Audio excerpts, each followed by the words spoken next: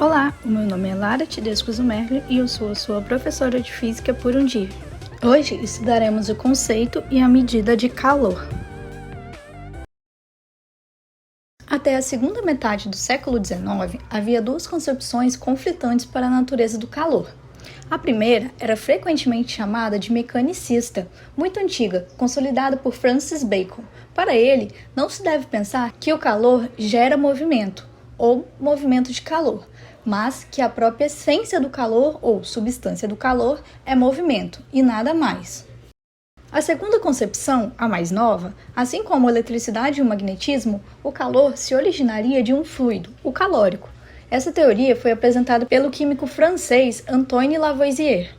Essa materialidade do calor era difícil de perceber, pois o calórico seria tão tênue e tão sutil que passaria quase livremente através dos poros dos materiais mais densos, e quando em grandes quantidades produziam explosões.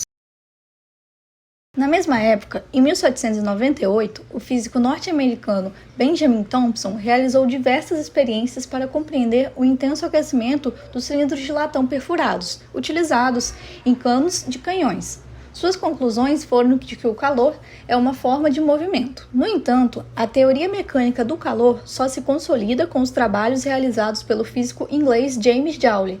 Seus primeiros experimentos foram focados no eletromagnetismo.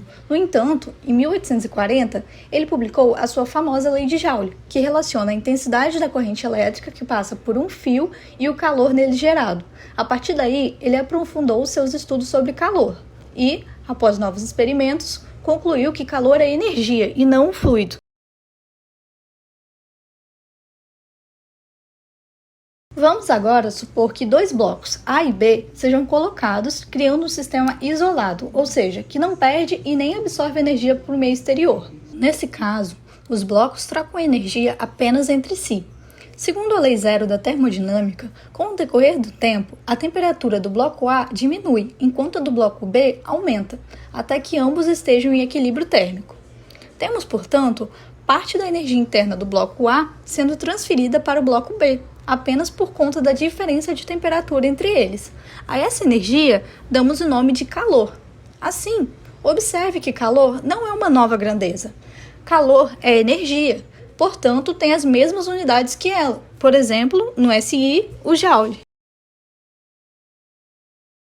Quando dois ou mais corpos cedem ou absorvem quantidades de calor, a variação de temperatura sofrida por eles é, em geral, diferente uma da outra. Se um corpo cede ou recebe uma quantidade de calor Q e a sua temperatura sofre uma variação ΔT, a capacidade calorífica C desse corpo é a razão entre a quantidade de calor pela temperatura. No Sistema Internacional de Unidades, a unidade de capacidade calorífica é Joule por Kelvin. Essa quantidade é constante para determinado corpo. Existem recipientes projetados especialmente para experimentos que envolvem troca de calor. Seu nome é calorímetro. Nele é possível descobrir qual é a capacidade calorífica de outros materiais. Manipulando a equação da quantidade calorífica, podemos encontrar também a expressão da quantidade de calor. Temos aqui a quantidade de calor fornecida a determinado corpo de acordo com a variação da sua temperatura. Observe as figuras. Vemos dois blocos sendo representados de mesmo material, porém com diferentes massas. Eles estão sendo aquecidos pela mesma fonte de calor. Podemos notar que a temperatura cresce de forma diferente nos dois blocos. O bloco de maior massa sofre menor variação, enquanto o de menor massa sofre maior variação. A partir dessa observação, foi possível verificar experimentalmente que a capacidade calorífica C é diretamente proporcional à massa de cada corpo, e a constante de proporcionalidade Czinho depende do material que é constituído o corpo. Portanto, chegamos na seguinte fórmula: C é igual a constante vezes a massa.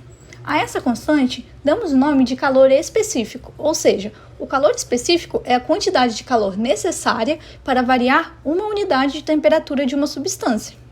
Note que ela é uma característica fundamental de qualquer material. Se vários materiais diferentes recebem a mesma quantidade de calor e não mudam de estado físico, aqueles que tiverem maior calor específico sofrerão menor variação de temperatura e vice-versa. Podemos substituir o valor da capacidade calorífica na equação do calor específico e encontraremos a seguinte equação, que nos deixa claro a unidade do calor específico, sendo elas no SI, Joule por quilograma Kelvin. Uma observação importante é que, apesar de ser considerado constante para a obtenção das expressões de quantidade de calor, o calor específico varia com a temperatura. No entanto, para variações relativamente pequenas de temperatura, próximas à temperatura ambiente, ele pode ser considerado constante. A partir da fórmula encontrada de calor específico, podemos utilizá-la na fórmula de quantidade de calor. Temos, assim, a quantidade de calor sendo igual a massa vezes o calor específico vezes a variação de temperatura. Vamos agora tratar de uma unidade de medida que utiliza a água como padrão. Essa unidade damos o nome de caloria, ou cal.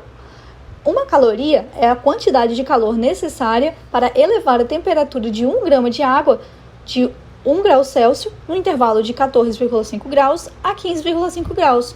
Em suma, uma caloria é igual a 4,1868 joules.